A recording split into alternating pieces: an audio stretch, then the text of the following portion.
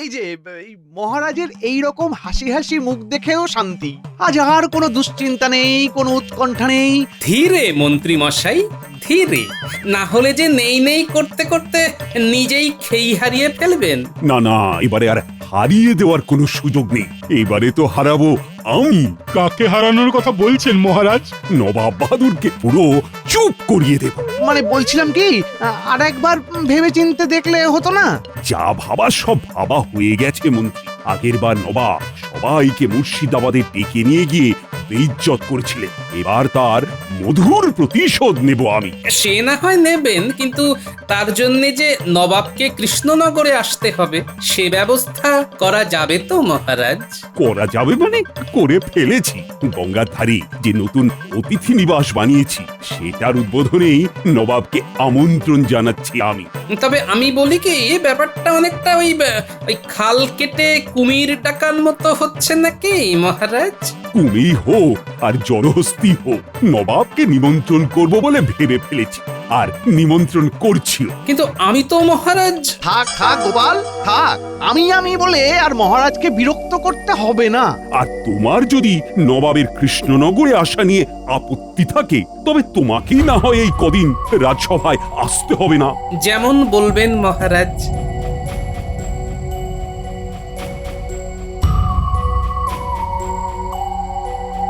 হয়েছে, এবার গোপাল একেবারে জব্দ হয়েছে। তবে বলছিলাম কি মহারাজ, নবাব যেমন খুঁতখুঁতে, তাতে নবাবের আপ্যায়নটা।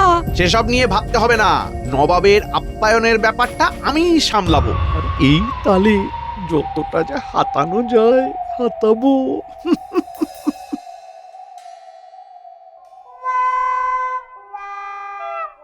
কি হলো বলো তো? আজ যেন একটু তাড়াতাড়ি রাজসভা থেকে ফিরে এলে। এখন কয়েকদিনের ছুটি, তাই ভাবছি নাকে সর্ষের তেল দিয়ে ঘুমোবো। ছুটি? তাও আবার কয়েকদিনের? নির্ঘাত নির্ঘাত মহারাজ দাঁড়িয়ে দিয়েছেন, তাই শ্বশুর করে তুমি বাড়ি ফিরে এসেছো। না না, ব্যাপারটা ঠিক তা নয়, বুঝলে। তবে মহারাজ হয়তো ভুল বুঝেছেন আমাকে, আর মহারাজ যখন নিজের ভুল বুঝবেন তখন নিজেই কাছে ডেকে নেবেন। সেই আশাতে থাকো তুমি। শুধু আমি কেন গিন্নি, মহারাজও তো আশা করেই বসে আছেন। তবে তোমার অসুবিধেটা কোথায়? অসুবিধে আমার কেন হতে যাবে গিন্নি? অসুবিধে তো হবে মহারাজের। খাচ্ছিলেন মহারাজ বেশ পায়ের উপর পা তুলে, কাল হলো নবাবকে ঘটা করে ডেকে এনে।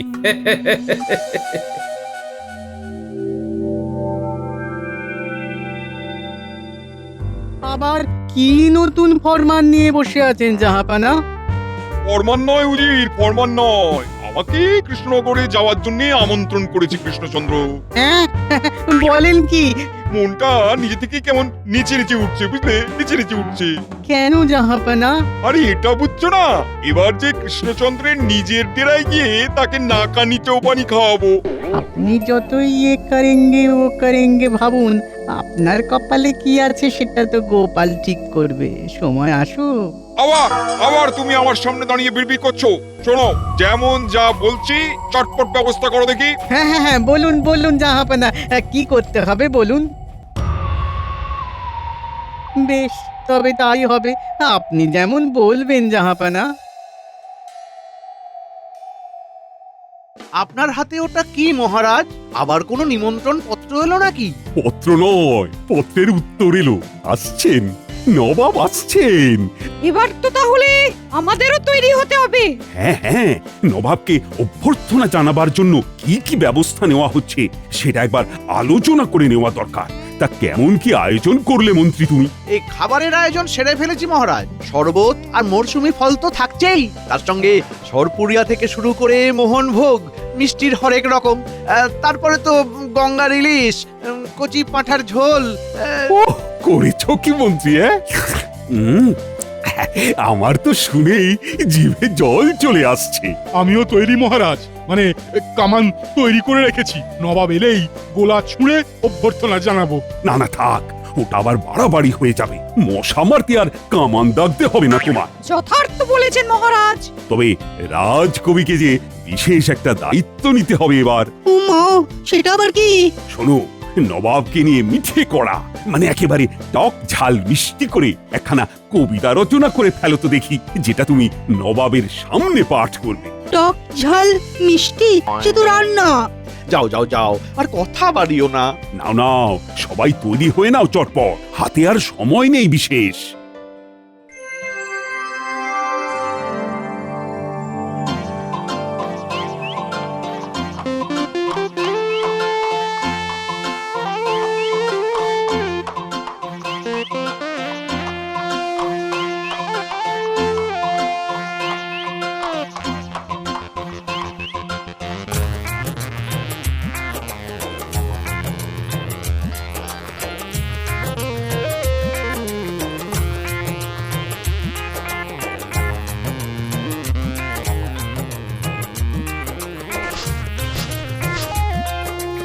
এই তো আমি এসে গেছি কৃষ্ণচন্দ্র। আমার কি সৌভাগ্য জাহাপনা, আসুন আসুন। আমরা তো আপনার অপেক্ষাতেই সেই কখন থেকে হাঁ করে বসে আছি। এবার হাঁটা বন্ধ করে ফেলো, না হলে যে কানামাছি মুখের মধ্যে ঢুকে একেবারে ভোঁ ভোঁ করে দেবে। এই তো নবাব এসেই শুরু করে দিয়েছেন। আমি তবে কিছু বলি? নবাব বাহাদুর এলেন মোদের ঘরে, কে জানে কি খরা পড়বে এসে আমাদের ঘরে। মারে বাবারে বলে যতই করি হাসফাস, তবু বলি সাবাস নবাব বাহাদুর সাবাস। এটা তুমি আমার প্রশংসা করলে নাকি নিন্দা? যেমন ভাবে নেবেন জাহাপনা, সবই আপনার বন্দনা।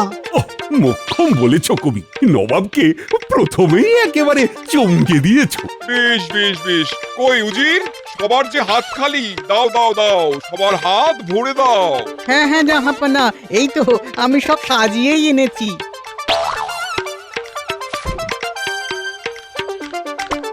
এই যে সবাই একটু করে মিষ্টি মুখ করে নিন।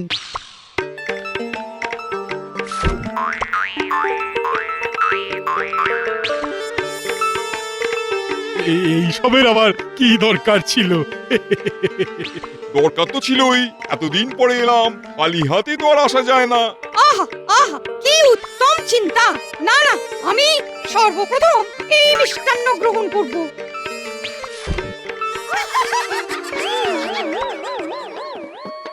একই এই সরু মুখ দিয়ে খালি হাত পাত্রের ভেতরে ঢুকলেও মিষ্টি হাত নিয়ে হাত মুঠো করলেই আর হাত বের করা যাচ্ছে না জি।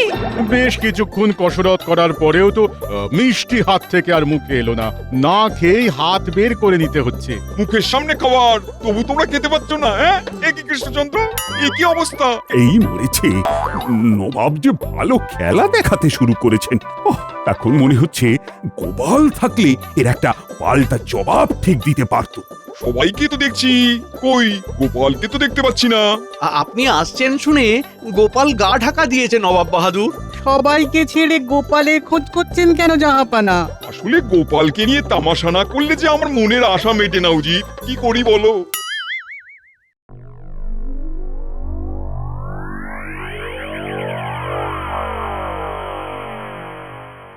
ও গোপাল দাদু, তুমি এখানে বসে আছো? ওদিকে যে দারুণ ব্যাপার হচ্ছে। কোথাকার কোন ব্যাপারের কথা বলছিস বলতো তোরা? মুর্শিদাবাদের নবাব কৃষ্ণনগরে চলে এসেছেন, মানে একেবারে হই হই কাণ্ড, রই রই ব্যাপার।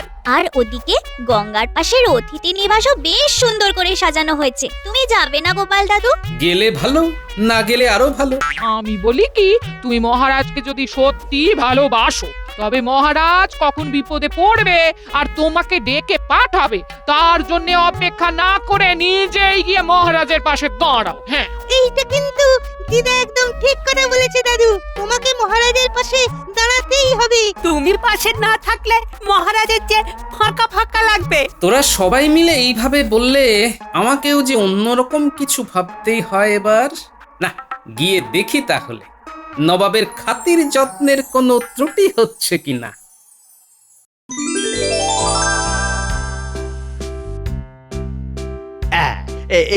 এইবার একটু কিছু খেয়ে নিন নবাব বাহাদুর, এতটা পথ এসেছেন, খিদে পেয়েছে নিশ্চয়ই।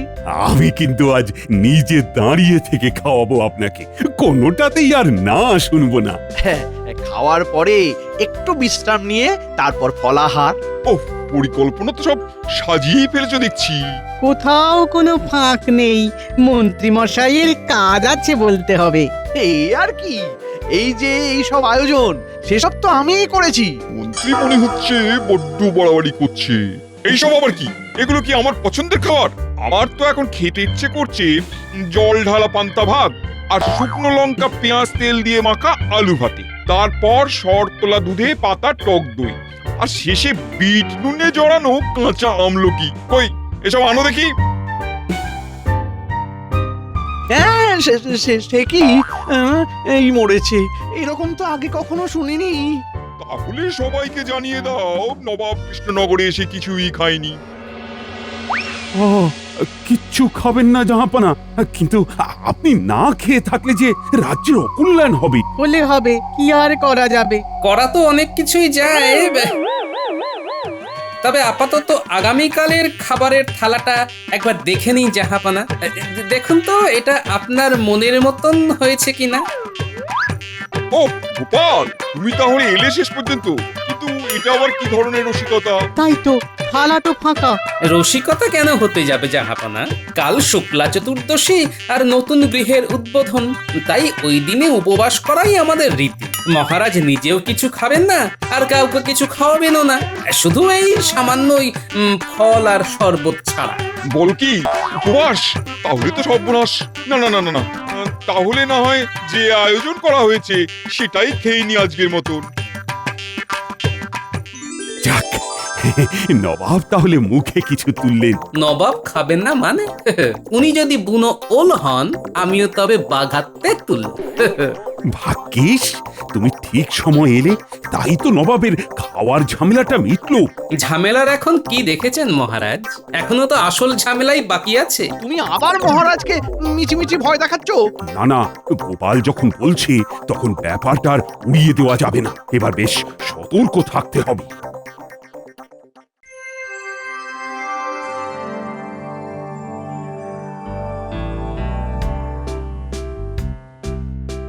তাহলে এই তোমার সেই অতিথি নিবাস, এর জন্যই এমন উন্মাদনা? হ্যাঁ, আচ্ছা। বাইরে থেকে আর কি দেখলেন নবাব বাহাদুর, ঘরের ভিতর ঢুকে দেখুন।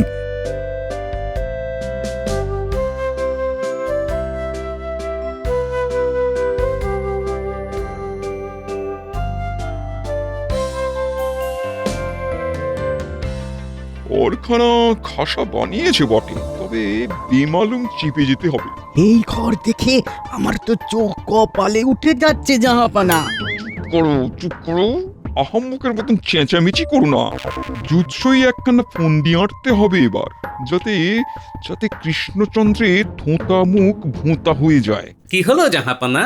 সব দেখে আপনার কি বাক্যি বন্ধ হয়ে গেল? হ্যাঁ, উফ, তোমাকে সেই খোঁচাতেই হবে গোপাল। নবাব ফোঁস করলে সামলাতে পারবে তো?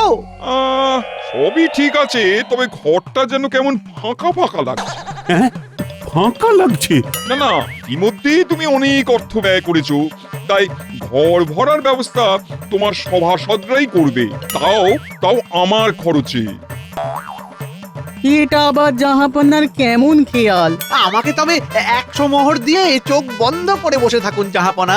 হবে না হবে না, সবাইকে একটা করে মোহর দেবো আমি, সেটা খরচ করেই ঘর ভরতে হবে, আর তাও আজ সন্ধ্যের মধ্যে। সে না হয় হলো, তবে ঘর ভরে দিতে পারলে কি উপঢৌকন দেবেন জাহাপানা? বলছি তো, সবটাই বলছি। যদি কেউ সত্যি ঘর ভরতে পারে তবে আমি তাকে 100 সোনার মোহর দেবো, আর না ভরতে পারলে কৃষ্ণচন্দ্র তোমাকে আমি 1000 স্বর্ণ মোহর দণ্ড দেবো। এবারই দেখবে কার কেমন কেরামতি।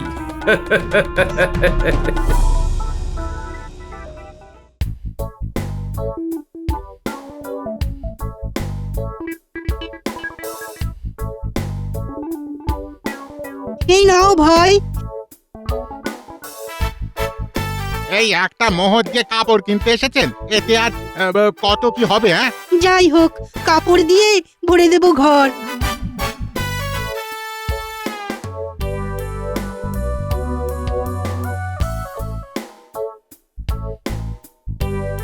এক মোহরে এর থেকে বেশি কিছু হবে না। ওমা, এতে যে ঘর ভরবে না, কি করি এবার? কি দেব বলুন সেনাপতি মশাই? এই যে এই এক মোহর দিয়ে ওই ঘর ভরানোর সমস্ত আসবাব দিতে হবে। নিয়ে এসো দেখি কি কি আছে।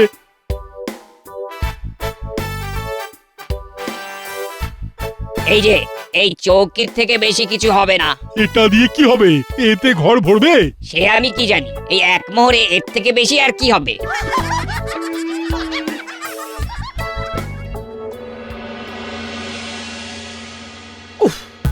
সেই কখন থেকে বটা ঘটাকে এক মোহর দিয়ে পাঠিয়েছি, কিন্তু তাদের তো আর পাত্তাই নেই।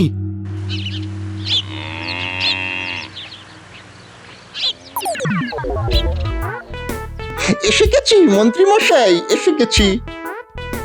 একেবারে গাড়ি বোঝাই করে খড় নিয়ে চলে এসেছি। হ্যাঁ, দরদাম করে যা এনেছি তাতে ঘর ভরেও বেশি হবে, দেখবেন। এই, আমার কি কম বুদ্ধি নাকি? ভেবে ভেবে এমন একটা জিনিস আনিয়েছি যে নবাব থ হয়ে যাবে একেবারে। ওই আনন্দে থাকো তুমি। এই কটা ঘর দিয়ে ঘরই ছাওয়া যাবে না, আর তুমি কিনা ঘর ভরে দেবে বলছো। এই রে, এই বাবা, তাহলে এখন কি করি? গোপাল নির্ঘাত এবারেও তোমাকে টেক্কা দেবে। গোপালের বুদ্ধি? হ্যাঁ হ্যাঁ, ব্যাস ব্যাস ব্যাস ব্যাস, আর কিছু বলতে হবে না মন্ত্রী মশাই। একটু অপেক্ষা করুন, একেবারে টাটকা খবর এনে দিচ্ছি।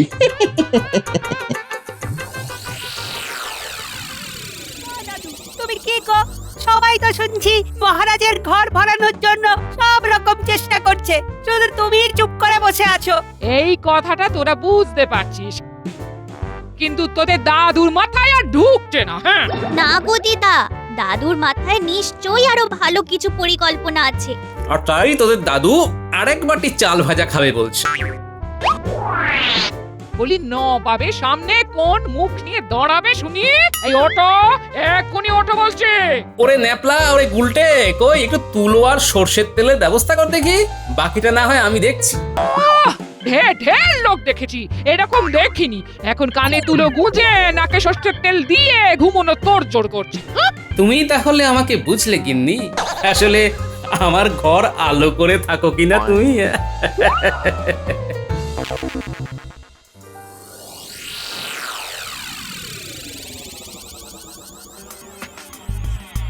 কিরে কিরে বটা ঘটা, কই কিছু খবর নিয়ে আসতে পারলি?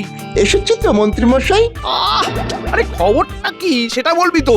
গোপাল দাদা তুলো আর সর্ষের তেল জোগাড় করার কথা বলছিল। আর গিন্নিমা রেগে যেতে বললো, গিন্নিমা নাকি ওই ঘর আলো করে থাকে, তাই সবটাই বোঝে। দাঁড়া দাঁড়া দাঁড়া দাঁড়া, তুলো তেল আলো সব কটাকে জোড়া লাগালে যা হয় তা হলো, এই হয়ে গেছে হয়ে গেছে, ঘর ভরার ফিকির জানা হয়ে গেছে। ও চল নবাব বাহাদুরকে চমকে দিয়ে গিয়ে।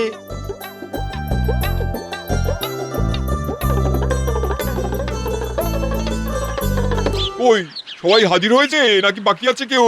আমি ঘর ভরার জন্যে কাপড় এনেছি, এই দিয়ে ঘর ভরে কিনা দেখি। আমার এই চৌকি দিয়েই না হয় এই ঘর ভরানোর চেষ্টা করি। আমার মুহূর্তটা যে কোথায় হারিয়ে গেল, কিছুতেই খুঁজে পাচ্ছি না। কি যে করি? কাউকে কিচ্ছু করতে হবে না, তোমাদের বুদ্ধির বহর দেখে আমি যা বোঝার বুঝে গেছি। সত্যি তো, এসব কি? এই দিয়ে ঘর ভরা যায় নাকি? ঘর যে কি দিয়ে ভরা যায় সেটা তো আমি জানি। তাই নাকি? কি জানো দেখি? শুধু কথায় নয়, কাজে করে দেখাই তাহলে।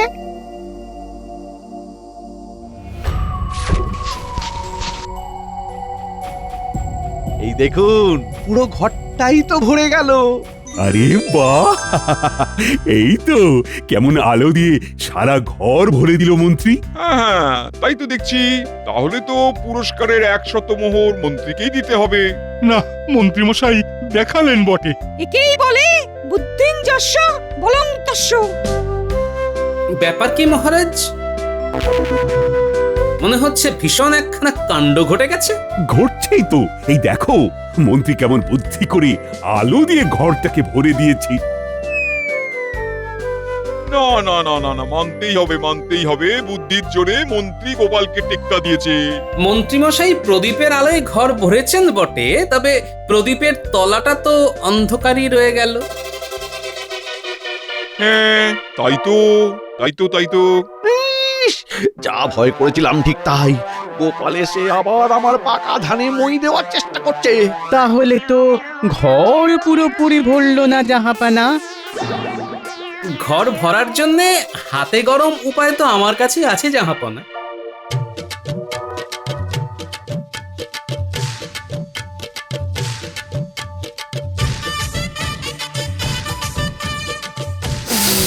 আহ, এই তো ধূপের গন্ধে গোটা ঘর কেমন ভরে গেল।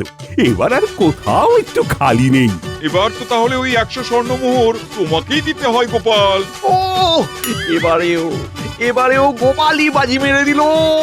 অনেকটা চেষ্টা করলেন মন্ত্রী মশাই, তবে ওই যে আপনি যদি যান ডালে ডালে, আমি তবে পাতায় পাতায় কেন, একেবারে পাতার শিরায় শিরায়। আমার একটা পরিকল্পনা কানা ঘুষোয় শুনে ফেললেও অন্য একটা উপায় দিয়ে বাজি মারা যেতেই পারে। এবার বুঝলেন তো?